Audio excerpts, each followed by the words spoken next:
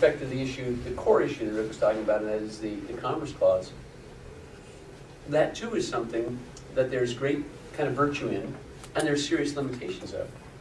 And reinterpreting that and modifying it so that it can incorporate some of these life-sustaining rather than life-draining features of our current world, I think are critically important. And you know, people have stepped up in the past and changed it and reinterpreted it to make it more consistent with what is true in the world. I don't think it's just I think it has to fit what's real. You can't just make up anything you want. And I think the place where we're at is that some of the things that we currently are enshrined in it is inconsistent with what's real in the world. And we simply need to do the hard work of stepping up and reinterpreting it and reapplying it in a way that is a realistic path forward, which I think it's not as currently construed. And if some of this is interesting, there are 2 readings I would suggest. One is very short.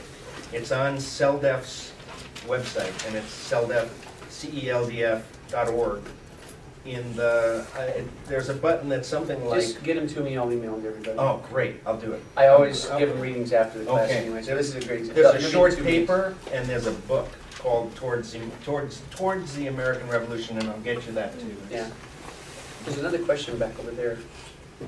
Yeah. Oh, I was going to ask, when the people who wrote our Constitution they were reading theorists that understood that our social contract was formed around the idea of property, basic property. How do we distance ourselves from personal property to it being more of the commons? I mean, because it feels like that's the kind of, because it comes down to the fact that that's where inequality lies, in that we haven't respected a common resource.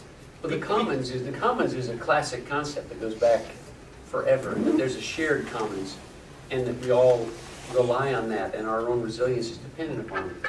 And that's part of a long literature. Again, I can put some things together reading about that, but go ahead, Rick. The commons has no rights. That's the very basis of this Bill of Rights mentality that we're trying to bring forward. If nature had rights, you could theoretically bring a lawsuit for clean air. But clean air is regulated, and a guy like this has asthma because possibly, I don't know cause and effect, but it's very possible the air is responsible for his asthma, not his body. Is that fair to say? Yeah, sure. Their environmental triggers clearly play a role in this. So, my sense of the environmental movement since the 70s, which is when I was your age, going to college,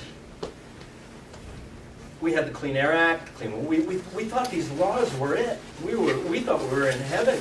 And yeah, we're winning little battles. We're winning these, we stopped the natural, what was the name of the power plant that was near Sumas? Sumas 2? Oh yeah, the nuclear power plant. Yeah, well no, that was in Skagit.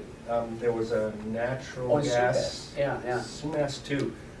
We win some battles. It's not that the system is completely broken, but we win some battles, but we're losing the war. And we pay the price, like Frank was telling about externalities.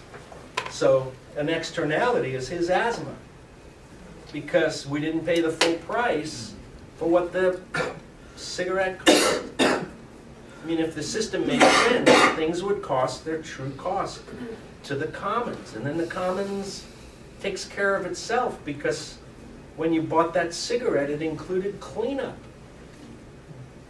That's how so yeah, commerce has to happen, but safe commerce makes some more sense than insane commerce. Here's an interesting case. This happened in the Supreme Court. When I was in school, I was taught, because I was doing flight transportation, right? Most planes cross interstate lines. It was this understanding that federal preemption is based on the concept that only the feds can decide on interstate commerce. Let me show you how insane that has become. There was a farmer, I don't know where, I don't know the details, I don't know the case name. All I know are the basics of this case. He wanted to grow some of his own wheat for his own family. He was brought to trial, he was sued, it went all the way to the Supreme Court, and he lost. Here's the logic. He's growing his own wheat for his own family. Therefore, he doesn't have to buy the wheat in that store, which is sold via interstate commerce.